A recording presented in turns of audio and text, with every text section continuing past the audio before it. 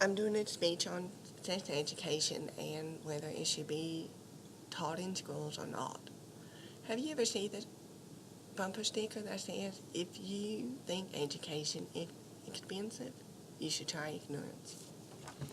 That is especially true when talking about our children being ignorant of the causes, dangers, and prevention of pregnancy and sexually transmitted diseases.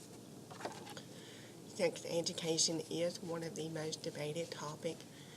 It will always have a divided opinion. In my opinion, the way the world is today, that sex education should be provided at a certain age to explain unsafe sex and its consequences, such as teen pregnancy and STDs. It can be avoided by educating about it and by practicing abstinence.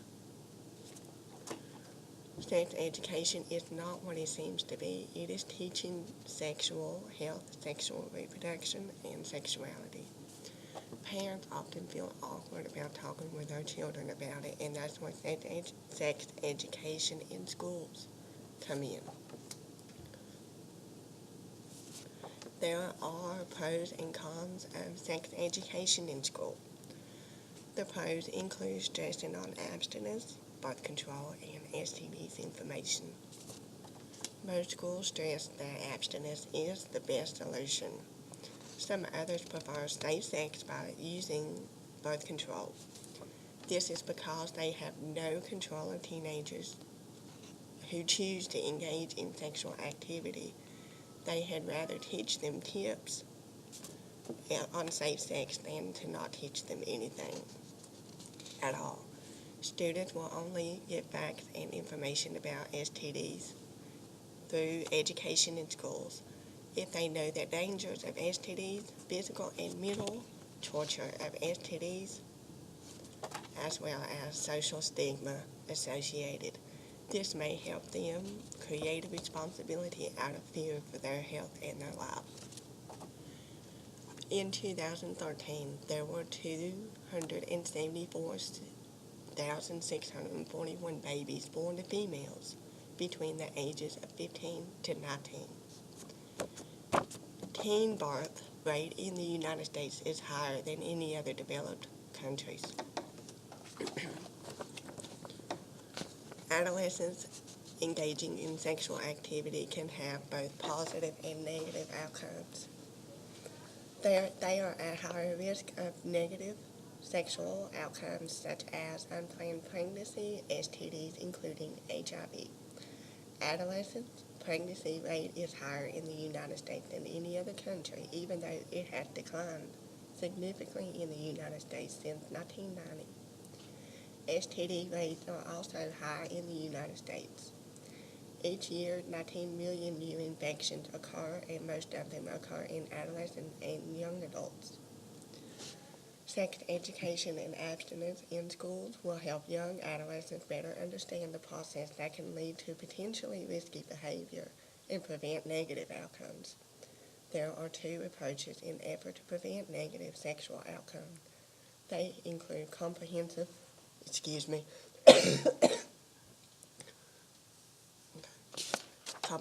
sex education and abstinence only programs.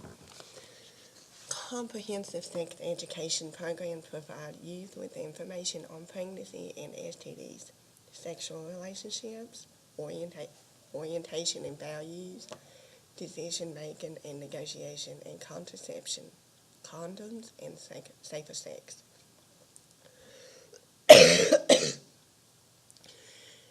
This program teaches adolescents to have positive sexual outcomes, and to prevent any negative outcome. It also teaches abstinence as a valid choice and help adolescents to say no to unwanted sex. On the other hand, abstinence-only programs promote adolescents from sex until they marry. This type of program talks about contraception and condoms and their failure rates and teach the gains to be realized by abstaining from sexual activity, and that a mutually faithful monogamous relationship is the context of marriage, of marriage is the expected standard of human sexual activity. Abstinence education is an educational or motivational program that teaches that abstinence from sexual activity is the only certain way to avoid out-of-wedlock pregnancy. Sexually transmitted diseases and other associated health problems teaches that sexual activity outside of the context of marriage is likely to have harmful psychological and physical effects. It teaches that bearing children out of wedlock is likely to have harmful consequences for the child's parents, and society. Teaches young people how to reject sexual advances and how alcohol and drug use increases vulnerability to sexual advances, and teaches the importance of attaining self-sufficiency before engaging in sexual activity.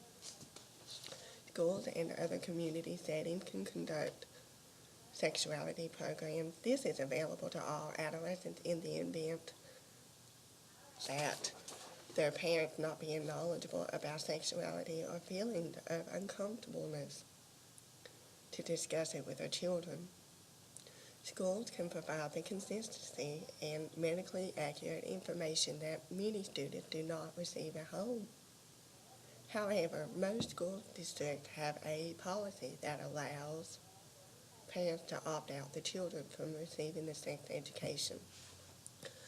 I believe it is important that adolescents receive appropriate sex education because it instills in their mind of the negative outcomes that can happen. It also teaches them to take precautionary action if they choose to engage in any sexual activity. 93% of Americans support the teaching of sexuality in schools, and 92% believe that such education should tell young people who are sexually active to use contraception, and 83% of adults believe that teenagers should receive information about protecting themselves from pregnancy and STDs, even though they are not sexually active. Parents need to understand that sex education is not to encourage risky sexual activity or to teach adolescents how to have sex. It is basically to teach adverse health outcomes, even though some policymakers have speculated that sex education causes adolescents to engage in risky behavior. First of all, sex education is perceived as an informational tool to reduce future costs of teen pregnancy and sexually transmitted diseases. And advocates argue that an adolescent's decision to become sexually active depends on the school-based sex education